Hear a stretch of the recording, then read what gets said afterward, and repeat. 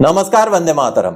मैं हवलदार एमएससीपी नायब सूबेदार clerk SD Tikendra Dahal retired स्वागत करता हूं आप सबका सैनिक पाठशाला में। बहुत सारे व्यूअर्स का ये कहना होता है दोस्तों कि वीडियो की शुरुआत में मैं अपना परिचय दूं।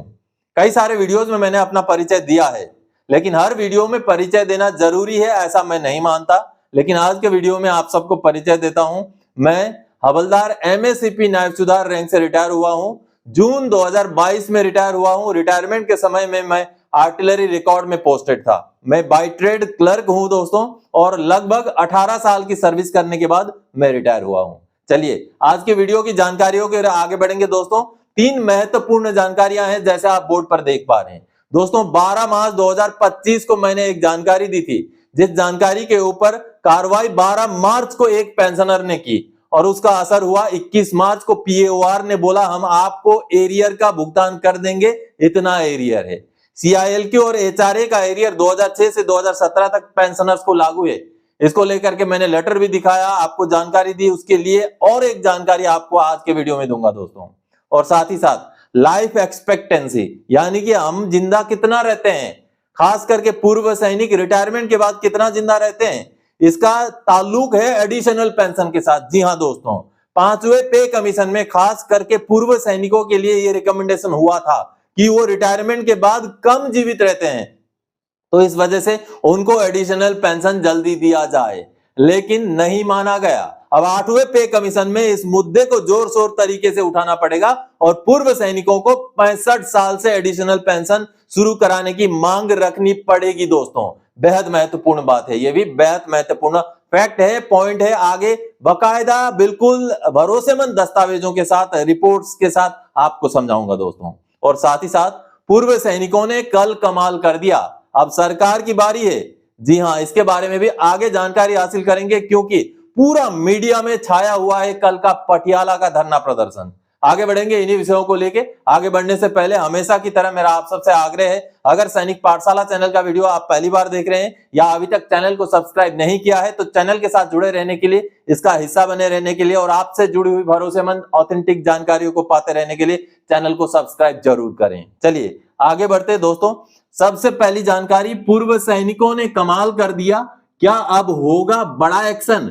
क्या सरकार विपक्ष आएगी हरकत में? जी हां दोस्तों आप सबको पता है कि पटियाला में जो कर्नल साहब और उनके बच्चे की पिटाई का मामला है, वो बहुत बड़ा विरोध प्रदर्शन का रूप ले रहा है। और कल पटियाला में पूर्व सैनिकों की अगुवाई में एक बहुत बड़ा विरोध प्रदर्शन किया गया, जिसको पूरे नेशनल मीडिया ने कवर किया है। तो चलिए मैं आपको दिखाऊंगा दोस्तों कि किस तरीके से पूरे नेशनल मीडिया में, चाहे अंग्रेजी हो चाहे हिंदी हो, कल के घटना को, कल के विरोध प्रदर्शन को तवज्जो देकर के छापा है।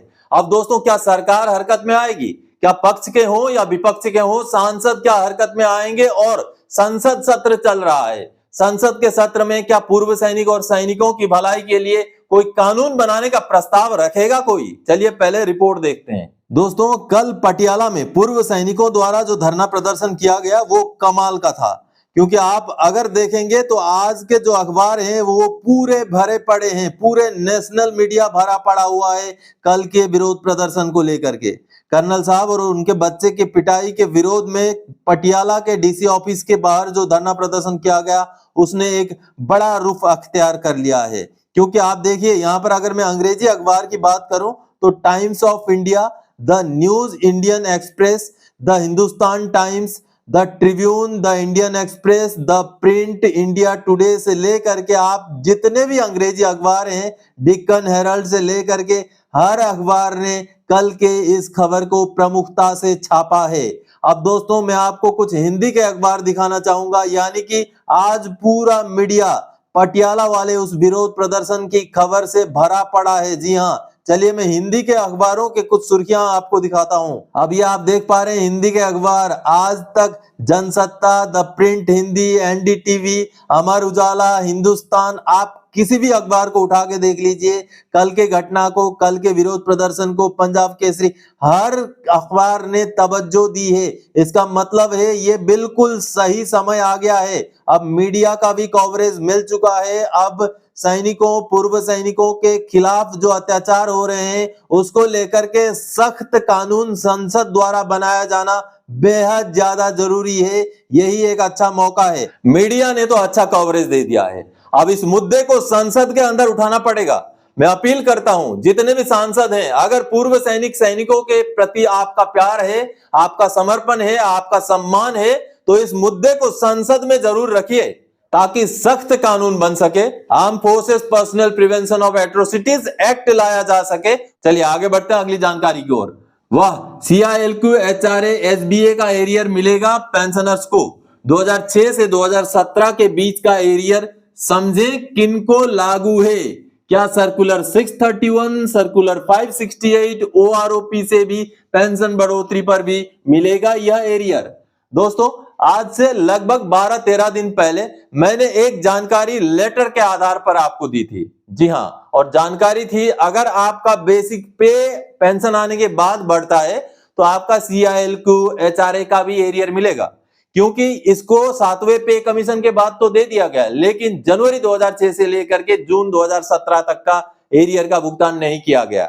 अब यह मसला है क्या, किनको लागू है? क्या जिनका पेंशन OROP में बढ़ा, जिनका पेंशन 568 सर्कुलर की वजह से एरियर मिला, क्या उसमें भी आपको ये CILQ या HRA का एरियर लागू है? ये सामने आप जो लेटर देख पा रहे हैं यही वो लेटर है, आर्मी स्टैंडिंग पे कमीशन का लेटर, जिस लेटर में CILQ HRA के बारे में जानकारी दी गई है और बताया गया है कि जनवरी 2006 से लेकर जून 2017 तक का एरियर पेंशनर को मिलेगा। लेकिन किनको मिलेगा दोस्तों, मैं आपको समझा दूं सबसे पहले कि आपका रिटायरमेंट आने के बाद कोई ऐसा चीज लागू हो जाता है जिससे आपका बेसिक पे में बढ़ोतरी हो जाता है, तब आपको यह लागू है। आपको सर्कुलर 631, सर्कुलर 568 या OROP की वजह से जो बढ़ोतरी मिलती है वो केवल पेंशन में मिलती है, सर्विस के दौरान का बेसिक पे में नहीं मिलती है। तो ऐसे कंडीशन में आपको ये बढ़ोतरी लागू नहीं है। आपको केवल MSCP एंट्री लेवल पे, जो कि सर्विस के दौरान का बेसिक पे को भी वो बढ़ाते हैं, और ऐसे कंडीशन में ही आपको इन CILQ या HRA का एरियर मिल पाएगा दोस्तों। अब जो जानकारी मैंने 10 मार्च को दी थी, आज से लगभग 12-13 दिन पहले, उस जानकारी का असर क्या हुआ है वो आपको मैं दिखाना चाहूंगा। ये सामने आप एक ईमेल का ब्यौरा देख पा रहे हैं दोस्तों। अब इस ब्यौरे में नीचे की तरफ आप देखेंगे तो पेंशनर ने 10 मार्च 2025 को अपना एक ईमेल भेजा था PAOR को, जिसका जवाब PAOR की तरफ से आया है। और पेंशनर ने ईमेल क्या भेजा था आप देखिए, Sumitra Devi late Gopal Singh army number so and so, sir 2 जनवरी 2006 को MSCP हवलदार ग्रेड का ग्रांट हुई थी, लेकिन 2 जनवरी 2006 से 30 सितंबर 2008 तक का CILQ SBA एक्सेट्रा का एरियर नहीं मिला। रेफरेंस MOD का उसी लेटर का कॉपी लगा करके भेजा था। अब POR की तरफ से क्या जवाब मिला देखिए ऊपर, respected sir ma'am, amount for rupees 1978 has been adjusted in system, the same will be credited by end of this month with regards PAOR COS Jabalpur. महाशय उपरोक्त संलग्न दस्तावेज पत्र आपके आवश्यक कार्रवाई हेतु प्रेषित की जाती है। हालांकि दोस्तों एरियर का अमाउंट बहुत ज्यादा नहीं है, लेकिन पेंशनर को जानकारी हुई, उन्होंने ईमेल भेजा, जिससे अब PAOR ने भी एक्सेप्ट किया कि हमने उस दौरान का आपको एरियर नहीं दिया है, उसका भुगतान हम जल्दी कर देंगे। तो बेहद महत्वपूर्ण मसला है। अगर आपको भी MSCP या एंट्री लेवल पे रिटायरमेंट आने के बाद लागू किया गया है, रिटायरमेंट आने के बाद आपको मिला है, तो आपको भी CILQ HRA का एरियर लागू है। आप भी ग्रीवेंस डालें, ईमेल करें ताकि आपको वो पैसा मिल सके। चलिए अगली जानकारी की ओर आगे बढ़ते हैं। पे कमीशन का रिकमेंडेशन, पूर्व सैनिकों को 2 जल्दी एडिशनल पेंशन। राज्यसभा का रिपोर्ट 65, 70, 75 में 5, 10 और 15% पेंशन बढ़ोतरी, सैनिक की जिंदगी। दोस्तों सबसे पहले तो अभी जो है लोकसभा में एक सवाल पूछा गया था कि सरकार केवल 80 साल होने पर क्यों जो है एडिशनल पेंशन देती है। जो 65 साल में एडिशनल पेंशन देने के लिए राज्यसभा का स्टैंडिंग कमेटी ने जो रिकमेंडेशन दिया है, उसके ऊपर सरकार क्या कर रही है, जिसका सरकार ने जवाब दिया है संसद में। ये सामने आप सवाल का ब्यौरा देख पा रहे हैं, जिसमें वही सवाल किए गए हैं कि 80 साल के बजाय सरकार ने जो राज्यसभा का जो रिकमेंडेशन है उसके हिसाब से 65 साल में शुरू करने के लिए क्या कार्रवाई किया है। तो इसके ऊपर सरकार ने जो जवाब दिया है, नीचे जवाब लिखा गया है कि सरकार ने उस रिकमेंडेशन को नहीं माना। यही लिखा गया उसमें, क्योंकि 110 नंबर रिकमेंडेशन में इस रिकमेंडेशन को किया गया था, लेकिन 120 नंबर का जो रिपोर्ट है उसमें इस रिकमेंडेशन को लागू ना करने की बात स्टैंडिंग कमेटी ने कही है। ऐसा जवाब सरकार ने दिया है। लेकिन आपको अब एक और महत्वपूर्ण फैक्ट आपको बताता हूं दोस्तों कि 5वें पे कमीशन में पूर्व सैनिकों और सैनिकों के लिए ये रिकमेंडेशन हुआ था कि उनकी जिंदगी बहुत कम होती है, वो कम जिंदा रहते हैं रिटायरमेंट के बाद, जिस वजह से उनको एडिशनल पेंशन जल्दी दिया जाए। जी हाँ, आगे एक रिपोर्ट दिखाऊंगा। सबसे पहले आपको समझाता हूं कि जो जिंदा रहने की औसत आयु है वो कितना है। सैनिकों, पूर्व सैनिकों, अधिकारी, जेसीओ या जवान की बात करें और उनके साथ सिविलियन की कंपेयर करें तो कितना जिंदा रहते हैं वो आप समझिए। सबसे पहले अगर जवान की बात करें, आगे एक रिपोर्ट भी दिखाऊंगा इससे जुड़ा हुआ। जवान की बात करें दोस्तों तो 59 साल से 64 साल ही जिंदा रहता है जवान। यानी कि रिटायरमेंट के बाद आप हम कितना जिंदा रहते हैं उसका पूरा आकलन यहाँ है, पूरा आंकड़ा है। देखिए, और अगर एक जेसीओ की बात करें तो रिटायरमेंट के बाद कुल आयु, एवरेज आयु 67 साल की है एक जेसीओ की। और अगर अधिकारी की बात करें तो 72, 72.5 साल है। देखिए, और दोस्तों अगर उसी में हम सिविलियन की बात करें तो उनका 78 साल तक का जिंदगी है। तो आप अगर ये वाला जो है इसके साथ अगर इनका कंपैरिजन करें तो फौजियों की जो जिंदगी है वो रिटायरमेंट के बाद कम है। तो ऐसे में दोस्तों फौजियों के लिए एडिशनल पेंशन का स्पेशल प्रावधान होना बहुत ज्यादा जरूरी है। इससे जुड़ा हुआ एक रिपोर्ट आपको दिखाता हूं, चलिए उस रिपोर्ट को देखते हैं। दोस्तों ये जो रिपोर्ट आप देख पा रहे हैं ये बेहद इंपॉर्टेंट, बेहद महत्वपूर्ण रिपोर्ट है, क्योंकि पे कमीशन में पूर्व सैनिकों के लिए अलग से कम उम्र में एडिशनल पेंशन का प्रावधान का रिकमेंडेशन हुआ था 5वें पे कमीशन में, जिसको सरकार ने नहीं माना। अब यहां पर इस रिपोर्ट में बहुत सारे खुलासे हुए हैं और सरकारी आंकड़ों के, सरकारी जो इंस्टीट्यूट हैं उनके बेस पर ही खुलासे हुए हैं।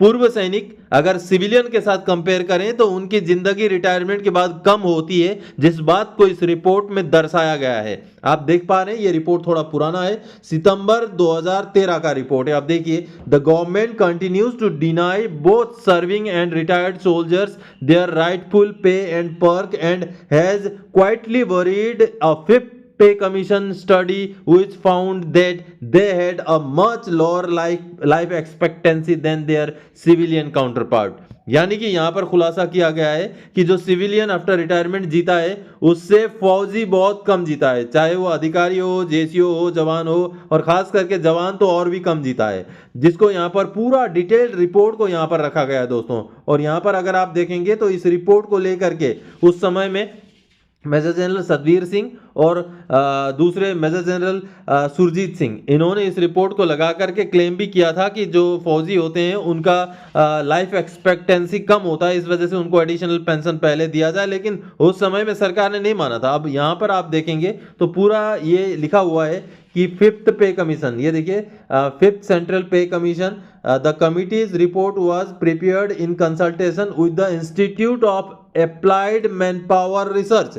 ये एक बिल्कुल ऑथराइज संस्था है, सरकार की ही संस्था है, जिसके साथ विचार विमर्श करने के बाद 5वें पे कमीशन में ये रिकमेंड किया गया था, क्योंकि फौजी कम जिंदगी जीते हैं तो उनको एडिशनल पेंशन जल्दी दिया जाए, लेकिन उसको दरकिनार कर दिया गया। आप यहां पर अगर देखेंगे तो denying earlier the findings, the report titled a critic of the military pension, critic of the military pension जो रिपोर्ट है वहां क्या लिखा गया है, जो फैक्ट्स हैं वो क्या दिए गए हैं, are indeed startling, taking a big enough sample size of various categories of veteran from pension disbursing banks, Jila Sainik boards and EME record, the army cell came to the conclusion that the life expectancy was 72.5 years for officer, 67 years for junior commissioned officers, between 59.6 to 64 years for other ranks। यानी कि बहुत महत्वपूर्ण बात है, retirement के बाद एक अधिकारी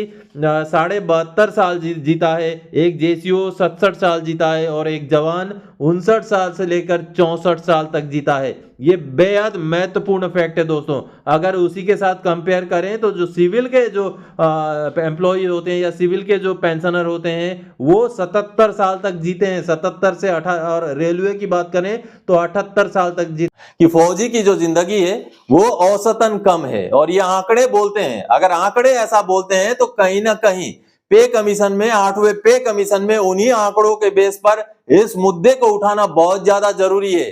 ताकि बाकियों के लिए ना सही रिकमेंडेशन को लागू किया गया, कम से कम पूर्व सैनिकों के लिए उस रिकमेंडेशन को लागू किया जा सकता है, क्योंकि ये जो पॉइंट्स हैं ये बेहद जस्टिफाइड और सीरियस पॉइंट्स हैं। तो दोस्तों आज के इस वीडियो में इन्हीं जानकारी और इसी अपील के साथ आया था। आगे और कोई जानकारी आपसे सरोकार रखने वाला विषय लेके मैं फिर से हाजिर हो जाऊंगा। तब तक के लिए जय हिंद दोस्तों।